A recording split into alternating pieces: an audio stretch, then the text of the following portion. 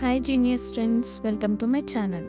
ఈరోజు మనం హిందూ ధర్మంలో అత్యంత ప్రాముఖ్యత కలిగిన శ్రీ మహావిష్ణువు యొక్క 10 ముఖ్య అవతారాల గురించి తెలుసుకుందాం. ఈ అవతారాలను దశావతారాల్లో అంటారు. సృష్టిని రక్షించడానికి, ధర్మాన్ని నిలబెట్టడానికి, దుష్టుని సంహరించడానికి భగవంతుడు ఎన్నో రూపాలు ధరించాడు. అందులో ముఖ్యమైనవి ఈ 10 అవతారాలు అనుకున్న కథలు. వాటి ప్రాముఖ్యత ఏమిటో వివరంగా చూద్దాం. పురాణాల ప్రకారం శ్రీ మహావిష్ణువు లోకపాలకుడు. యదా యదా హి ధర్మస్య గ్లానిర్భవతి భారత అభ్యుత్థానమధర్మస్య తదాత్మనం సృజామ్యహం. భగవద్గీతలో శ్రీకృష్ణుడు చెప్పినట్లు ధర్మానికి హాని కలిగినప్పుడు, అధర్మం పెరిగినప్పుడు నేను ప్రతి యుగంలోనూ అవతరిస్తాను. ఈ మాటకి నిదర్శనమే దశావతారాలు.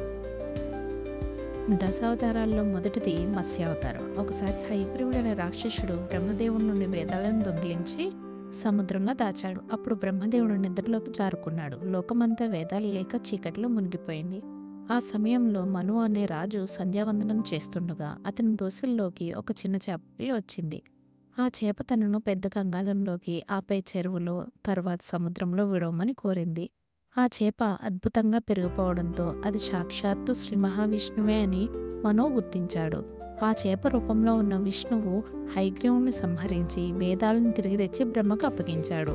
అంతేకాదు, ప్రళయకాలం రాగా మనో సప్తఋషులను, సకల జీవరాశులను, బీజాలను ఒక పడవలో ఎక్కించి తాను ఒక పెద్ద చేప రూపంలో ఆ పడవను ప్రళయాంతం వరకు రక్షించాడు.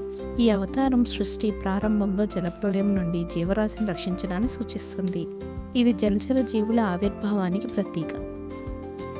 రెండవ అవతారం కూర్మావతారం. దేవతలు, రాక్షసులు కలిసి అమృతం కోసం పాల సముద్రాన్ని మదిస్తున్నప్పుడు మందరగిరి పర్వతం కవ్వంలో ఉపయోగించారు. అయితే ఈ పర్వతం సముద్రంలోనికి మునిగిపోసాగింది. అప్పుడు శ్రీ మహావిష్ణువు తాబేలు రూపం ధరించి, అంటే కూర్మావతారం ధరించి, తన వీపుపై మందరగిరి పర్వతాన్ని మోసి సముద్ర మదనం సజావుగా సాగేలా సహాయం చేశారు.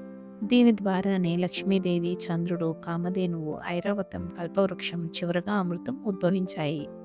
ఈ అవతారం సహనం, స్థిరత్వం మరియు లోక కళ్యాణం కోసం చేసే త్యాగానికి ప్రతీక.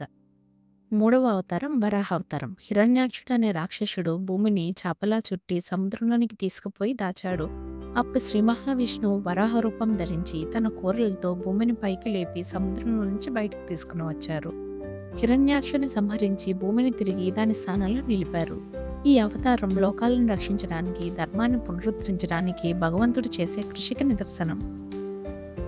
నాలుగవ అవతారం నరసింహావతారం. హిరణ్యాక్షుడు సోదరుడు హిరణ్యకశిపుడు తీవ్రమైన తపస్సు చేసి బ్రహ్మదేవుడి నుంచి అద్భుతమైన వరం పొందారు. ఆ వరం ప్రకారం అతని పగలు గాని, రాత్రి గాని, ఇంట్లో గాని, బయట గాని, మనిషి గాని, మృగం గాని, ఆయుధంతో గాని, నిరాయుధంతో గాని చంపలేరు. ఈ వరంతో గర్వించి లోకాలను పీడిస్తుంటే అతని కుమారుడు ప్రహ్లాదుడు విష్ణు భక్తుడు కావడంతో హిరణ్యకశిపుడు అతన్ని విష్ణు భక్తిని మానుకోమని ఎన్నో రకాలుగా హింసించాడు.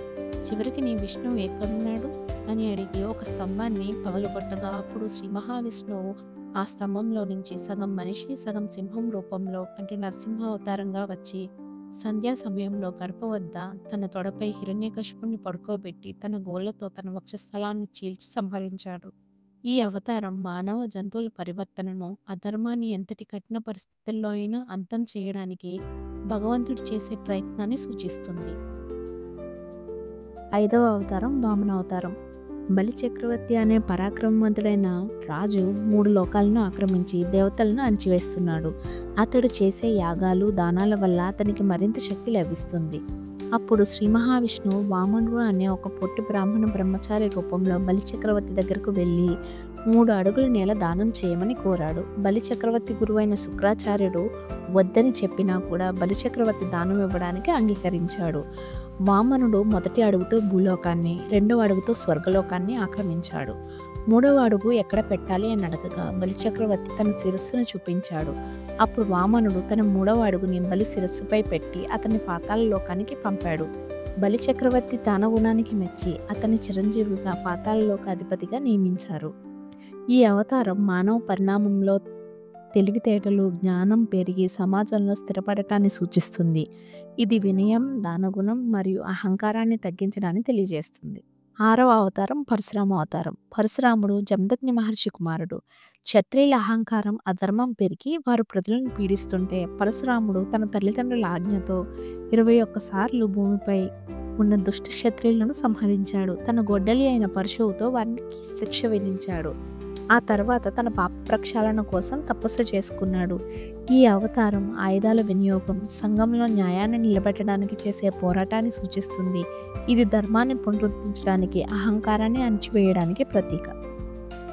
7వ అవతారం రామావతారం. త్రేతాయుగంలో దశరథ మహారాజు కుమారుడిగా జన్మించిన శ్రీరాముడు మర్యాద పురుషోత్తముడు. తన తల్లిదండ్రుల ఆజ్ఞను శిరసావహించి ధర్మాన్ని నిలబెట్టి రావణుని సంహరించి సీతాదేవిని రక్షించి లంకేశ్వరుని ఓడించి అయోధ్యకు తిరిగి వచ్చి రాజ్యపాలన చేశాడు. శ్రీరాముని పాలన రామరాజ్యంగా ప్రసిద్ధి చెందింది.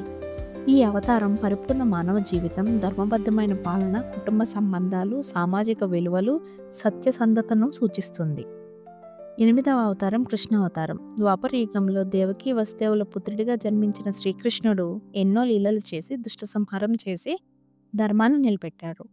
కంసుడిని, శిశుపాలుడిని, జరాసంధుడు వంటి దుష్టులను అంతం చేశారు. మహాభారత యుద్ధంలో పాండవులకు సారథిగా ఉండి వారికి విజయాన్ని చేకూర్చి భగవద్గీత ద్వారా మానవాళికి ఒక గొప్ప జ్ఞానాన్ని ఉపదేశించారు. ఈ అవతారం జ్ఞానం, రాజనీతి, ప్రేమ, దయ మరియు ధర్మస్థాపనలో భగవంతుడి పాత్రను సూచిస్తుంది. ఈ అవతారం భగవతత్వాన్ని, మోక్ష మార్గాన్ని బోధించింది. 9వ అవతారం బుద్ధావతారం. బుద్ధుడు అహింస, శాంతి, కరుణ, మానవత్వాన్ని బోధించాడు.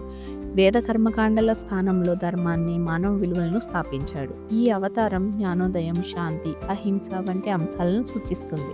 10వ మరియు చివరి అవతారం కల్కి అవతారం. పురాణాల ప్రకారం కలియుగాంతంలో అధర్మం పెరిగిపోయి ధర్మం పూర్తిగా నశించినప్పుడు శ్రీ మహావిష్ణువు కల్కి అనే గుర్రపు స్వారీ చేసే యోధుడి రూపంలో అవతరిస్తాడని, తెల్లని గుర్రంపై ఖడ్గాన్ని ధరించి వచ్చి దుష్ట సంహారం చేసి ధర్మాన్ని తిరిగి నిలబెడతాడు. ఆ తర్వాత సత్యయుగం ప్రారంభమవుతుంది. ఈ అవతారం భవిష్యత్తులో ధర్మాన్ని పునరుద్ధరించే ఆశను సూచిస్తుంది. ఇది కర్మ సిద్ధాంతాన్ని, ధర్మానికి ఉన్న ప్రాముఖ్యతకి ప్రతీక.